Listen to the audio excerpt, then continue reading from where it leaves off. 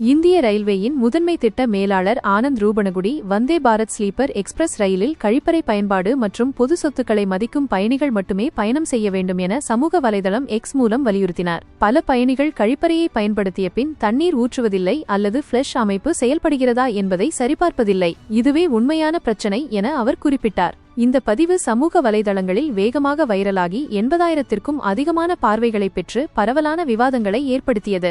ரயிலின் அதிகாரப்பூர்வ தொடக்கத்திற்கு முன்பே அதன் வேகம் அல்லது வசதிகள் குறித்து பேசுவதற்கு பதிலாக பயணிகள் நடத்தை மற்றும் சுகாதாரம் குறித்த விவாதங்களே அதிகம் இடம்பெற்று வருகின்றன. 2AC 3AC போன்ற பிற பிரீமியம் பெட்டிகளிலும் கூட சில நேரங்களில் சரியான ஃபிளஷ் வசதி, தண்ணீர், டிஷ்யூ போன்ற அடிப்படை வசதிகள் இல்லை என சில பயனர்கள் சுட்டிக்காட்டினர். வந்தே பாரத் ஸ்லீப்பர் எக்ஸ்பிரஸ் ரயிலை ஜனவரி 17 அன்று பிரதமர் நரேந்திர மோடி கொடியசைத்து தொடங்கி வைக்க உள்ளார். இந்த ரயில் கவுகாத்தி ஹவுரா வழித்தடத்தில் இயக்கப்படும். இதில் உறுதிப்படுத்தப்பட்ட டிக்கெட்டுகள் மட்டுமே வழங்கப்படும்.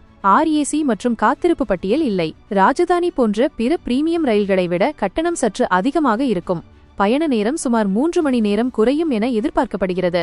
ரயில்கள் நவீனமாக மாறும்போது பயணிகளின் பொறுப்புணர்வும் அதற்கு இணையாக வளர வேண்டும் என ரயில்வே அதிகாரிகள் வலியுறுத்துகின்றனர். கழிப்பறை பயன்பாடு குறித்த இந்த எச்சரிக்கை சுகாதாரத்தை உறுதி செய்வதோடு பிரீமியம் சேவைகளில் பொறுப்புணர்வு கலாச்சாரத்தை உருவாக்கும் முயற்சியாகவும் பார்க்கப்படுகிறது.